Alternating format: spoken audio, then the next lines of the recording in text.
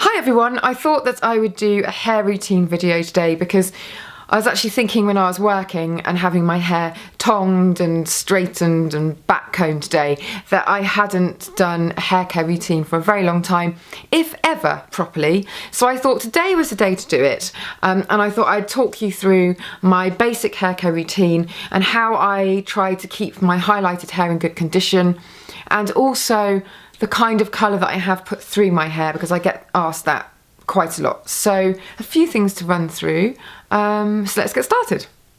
Now, first of all, I have a cat on my shoulder. First of all, hair colour. I've just had mine actually coloured, and I always get it done at the same place in Covent Garden, Trevor Sorby, and I always pretty much have the same colourist. So I trust him to do what he does best, and he always, really makes it look very natural. So in the summer we take it a little bit lighter and put a little bit more bleach in and have it beachier blonde, and in the autumn we tend to take it back down again, so we have more low lights put through. But whatever colour he does, he always does it very, very fine. So that's the kind of, got cat hair now, that's the kind of more natural look. So it's very, very fine, and it kind of blends in with my natural colour. And my natural colour is, I don't know whether you can see that there, is a very, very dark blonde. And you can probably tell that, I haven't got anything in my eyebrows. My eyebrows are blonde. I'm a natural blonde, but it's a darker, ashier colour. So we leave quite a lot of my natural colour underneath, and it gives it this depth when my hair moves. And it also really keeps the condition of the hair. So if you're looking to have highlighted hair, then try and keep as much of your natural colour underneath, and you really will keep the condition a little bit nicer.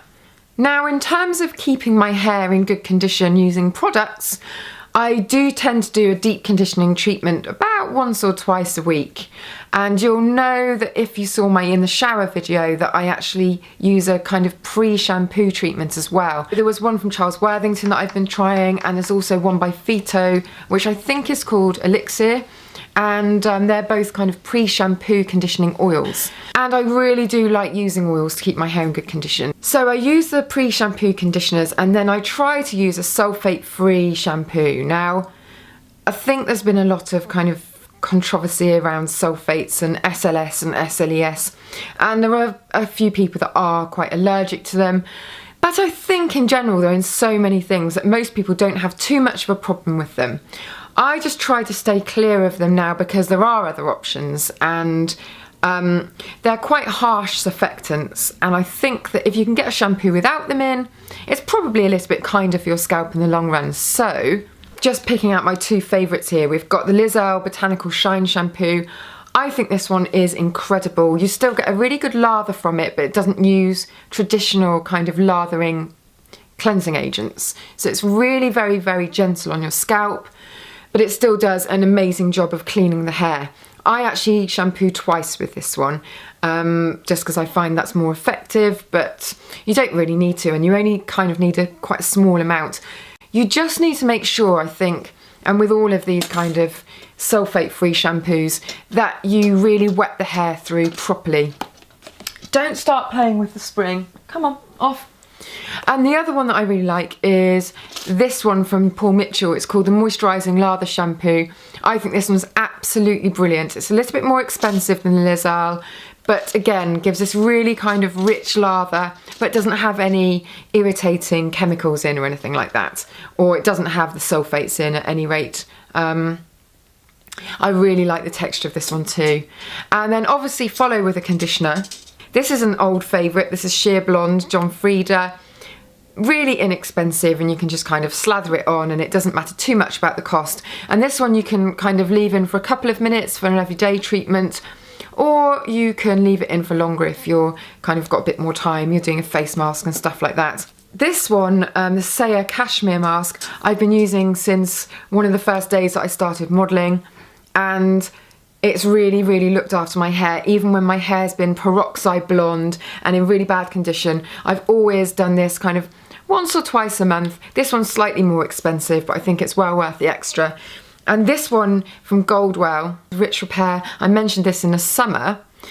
This one is actually really inexpensive and very, very good. So any of those three I'll kind of alternate. In fact, I've got dozens, but those are the 3 that I always come back to. Oh, and another thing I get asked is how often I wash my hair, and I never wash it more frequently than every 2 days. Not if I can help it. I mean, if I work a lot, then I might have to wash it every day, just because you really need to turn up to a job with very clean hair, just you don't know what they're going to do with it. So mostly if I'm at home, every 2 days, and if I can get away with it, every 3 days. I don't like to wash it too much. I find that that can be quite drying. Some people need to wash it every day. Mine doesn't really get too greasy, so every 2 or 3 days. And if I do find that I get a sensitive or flaky scalp, I'm kind of addicted to this Philip Kingsley Itchy Flaky Itchy Scalp shampoo. I've used this for years as well. I find it's one of the only ones that just instantly gets rid of the problem. So this one's a travel one, but I always have one of these in the bathroom cabinet. And now on to styling. Now, I don't really style my hair too much if I'm just at home. If I'm going to be going out somewhere, then I usually use my Babyliss Big Hair. This is the best tool that has ever been invented beauty-wise, I think. I use it pretty much every time I wash my hair, and I just can't fault it. It's amazing. I'm going to link to a video that I did ages ago of me using it. I really stand by the fact that it's kind of changed my hair routine completely. I always get a kind of blow-dried effect, and it's really easy. It takes me about 5 minutes. And it really has changed my whole routine. So I'm going to put in a little bit of a short clip of me using it now, just to show you how easy it is just to form this kind of perfect, smoothed length of hair. But before I use the big hair, I let my hair dry until it's about 80 or 90% dry. And if I've got loads of time, I just let it dry naturally, because I kind of like to use as few heated appliances as I possibly can. But if I'm rushed for time, I will use a hairdryer, and I always use some kind of oil or conditioning treatment while the hair's still damp, just to protect it when I'm blow drying it. So either Sebastian Potion 9, loads of hairstylists use this on shoots, and I just kind of picked it up from them. So I've been using this for years. They used to do it in a tube, and now they do it in this kind of pump action bottle. But it's brilliant. And you just kind of put a small amount into your palms, rub them together and put them through damp hair, and then just use it before you use your hairdryer or big hair or whatever you're using. Or 2 different options of oil. There are loads that I use, but I'm just picking out my most favourite. Moroccan Oil, probably heard of this one. It's pretty expensive though. And this one called Argan Rescue from Geely Green. So always use conditioning treatment or oil and massage that, especially into the ends, because they tend to go a little bit dry. And then I either let it dry naturally, and I just kind of tie it up into a bun. And when I'm ready to let it down, and it's always quite wavy and nice. I'm just probably quite lucky, and I think it's the condition of my hair that allows it just to fall like that. And if I blow dry it, I still use, well, it's even more important to use one of these really, and it just keeps it really smooth and shiny. What else can I say? Oh yes, by the way, if you think that my location here is a little bit weird, I'm actually sitting inside my wardrobe, as you can see from the clothes behind me, because everywhere else is such a mess. I'm filming loads of different things and there's washing everywhere. So I'm in my bedroom, which I never film in, and I'm in my wardrobe. So that's why we've got this weird location. One last thing I wanted to talk about, and I'll just get all the hair out of this, is the Tangle Teezer, because this is also my lifesaver. I use this to detangle wet hair when it's still damp, just so that I can kind of comb it through. And that's pretty much the main use of this actually. I don't use it so much if I've got dry hair. I'll usually use my Mason Pearson brush.